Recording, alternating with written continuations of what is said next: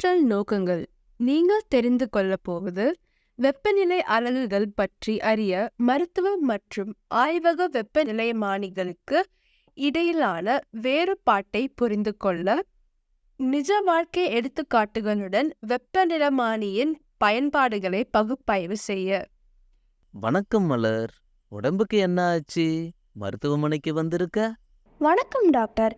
நேத்துல இருந்து பயங்கர காய்ச்சலா இருக்கு, சரியாக மாட்டேங்குது. அச்சச்சோ, என்ன ஆச்சுன்னு பார்க்கலாம் வாங்க. உங்களுக்கு என்ன அறிகுறி இருந்துச்சுன்னு சொல்லுங்க. அப்படியே என்னென்ன விஷயங்கள் பண்ணீங்கன்னு சொல்லுங்க. சரி, எனக்கு தொடர்ந்து தலைவலி, உடல்வலி, காய்ச்சலும் இருக்கு. நான் புதுசா எதுவும் செய்யல, எப்பவும் செய்யற வேலையை தான் செஞ்சேன். அத சொன்னதுக்கு நன்றி மலர். உன் உடம்பு என்ன நிலையில இருக்குன்னு பார்க்கறதுக்கு உன் உடம்போட வெப்பநிலையை பார்க்கணும். அதுக்கு நான் ஒரு வெப்பநிலைமானியை பயன்படுத்த போறேன். சரிங்க டாக்டர், வெப்பநிலைமானி எப்படி வேலை செய்யும்? அது ஏன் அவ்வளவு முக்கியம்? நல்ல கேள்வி மலர். நம்ம உடல் வெப்பநிலைய துல்லியமா அளவிடுறதுக்கு வெப்பநிலைமானியை பயன்படுத்துறோம். அதுல பாதரசம் இல்லைன்னா ஆல்கஹால் இருக்கும். வெப்பநிலைமானிய உன் வாயில அல்லது கைக்கு கீழே வைக்கிறப்ப வெப்பநிலையானது உள்ள இருக்கிற திரவத்தை மெர்க்குரி அல்லது ஆல்கஹால் விரிவடச் செய்யும். மேலும் இந்த விரிவாக்கம் உன்னோட வெப்பநிலையை தீர்மானிக்க அளவிடப்பட்டது. அப்படியா?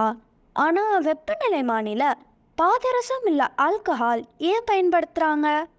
பாதரசம் மற்றும் ஆல்கஹால் பயன்படுத்தப்படுது ஏன்னா அது பொருத்தமான தனித்துவமான பண்புகளை கொண்டிருக்கு. உதாரணமா, பாதரசம் ஒரு பரந்த வெப்பநிலை வரம்பில் ஒரே மாதிரியா விரிவடையுது.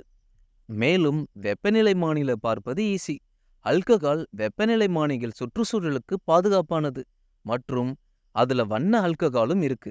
இதனால வெப்பநிலையை பார்க்கறதுக்கு ஈஸியா இருக்கும்.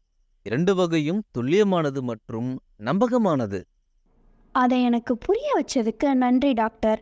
அப்ப சாதாரண உடல் வெப்பநிலை என்ன? அதை எப்படி அளவிடுறாங்க? சாதாரண உடல் வெப்பநிலை ஒருத்தருக்கு ஒருத்தர் வித்தியாசமா இருக்கும்.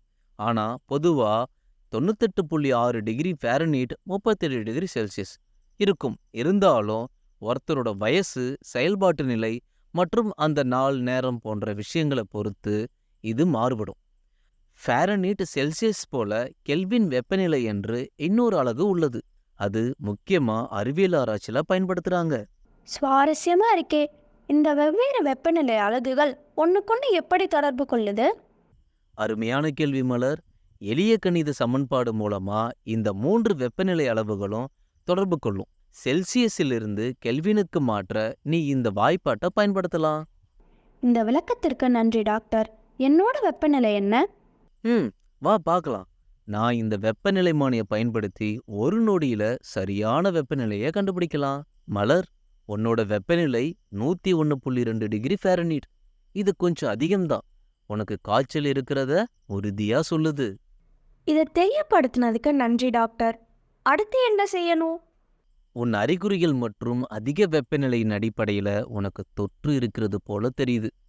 உன் காய்ச்சலை குறைக்கவும் அது எதனால வந்துச்சுன்ற காரணத்தை கண்டுபிடிச்சி குணப்படுத்தவும் சில மருந்துகள் உனக்கு சொல்றேன்.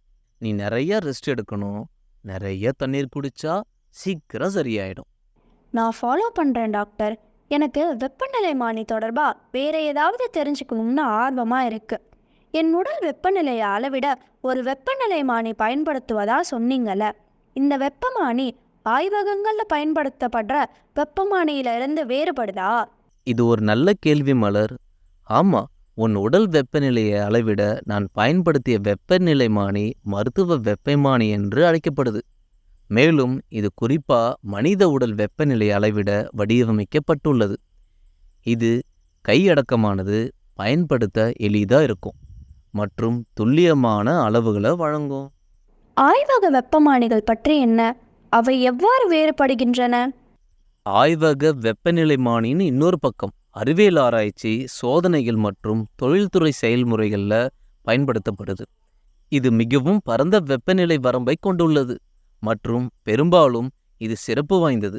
ஆய்வக வெப்பநிலைமானிகள் அவற்றின் வடிவமைப்பை பொறுத்து உறைபனிக்கு கீழே அல்லது மிக அதிக வெப்பநிலையை அளவிட முடியும். அத பொதுவா கண்ணாடி அல்லது உலோகம் போன்ற பொருட்களால் ஆனது. மற்றும் மருத்துவ வெப்பமானிகளுடன் ஒப்பிடும்போது பெருசாவும் உடையக்கூடியதாகவும் இருக்கும். அதை பயன்படுத்துறதுக்கு ஏதாச்சும் பாதுகாப்பு முன்னெச்சரிக்கைகள் அல்லது வேறுபாடுகள் உள்ளதா? ஆமா, சில பாதுகாப்பு முன்னெச்சரிக்கைகளை மனசுல வச்சுக்கணும். மருத்துவ வெப்பநிலைமானிகள் வாய்வழி, மலக்குடல் அல்லது அக்குள் பயன்பாட்டிற்கு பாதுகாப்பானதாக வடிவமைக்கப்பட்டிருக்கு. அது பொதுவா பிளாஸ்டிக் அல்லது டிஜிட்டல் உதிரி பாகங்கள் போன்ற பாதுகாப்பான பொருட்களால் ஆனது. அதனால இது உடையக்கூடிய வாய்ப்புகள் ரொம்ப கம்மி. இருந்தாலும் நோய் தொற்றுகள் பரவுவதை தடுக்க பயன்பாடுகளுக்கு இடையில் அதை சரியா சுத்தம் செய்யறது முக்கியம். புரியுது. ஆய்வக வெப்பநிலைமானிகளை பத்தி மேலும் ஏதாச்சும் சொல்லுங்க. ஆய்வக வெப்பநிலைமானிகளுக்கு அவற்றின் பொருட்கள் மற்றும் கட்டுமானம் காரணமா கவனமா கையாள வேண்டும். அது பெரும்பாலும் கண்ணாடியால் செய்யப்பட்டது மற்றும் எளிதில் உடையலாம். ரசாயன எதிர்வினைகளில் உள்ள பொருட்களின் வெப்பநிலையை அளவிடுவது அல்லது திரவங்களின் கொதிநிலையை தீர்மானிப்பது போன்ற குறிப்பிட்ட பணிகளுக்கு இது பயன்படுத்தப்படுது. ஆய்வகங்களில் பாதுகாப்பு முன்னெச்சரிக்கைகள், தகுந்த பாதுகாப்பு உபகரணங்களை அணிவது, வெப்பநிலைமானியை மெதுவாக கையாளுதல் மற்றும் தீவிர வெப்பநிலை மாற்றங்களுக்கு வெளிப்படுவதை தவிர்ப்பது ஆகியவை இதில் அடங்கும்.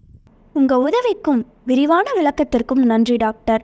நான் உங்க ஆலோசனையை பின்பற்றி நீங்க கொடுத்த மருந்துகளை எடுத்துக்கிறேன். சரி மலர், கொஞ்ச நாட்கள்ல உன் உடம்பு சரியாகலனா தயவு செய்து திரும்பி வந்து என்னை பாரு. தயங்க வேண்டாம், நீ நலமடைய நாங்க இங்க இருக்கோம். கண்டிப்பா வரேன் டாக்டர்.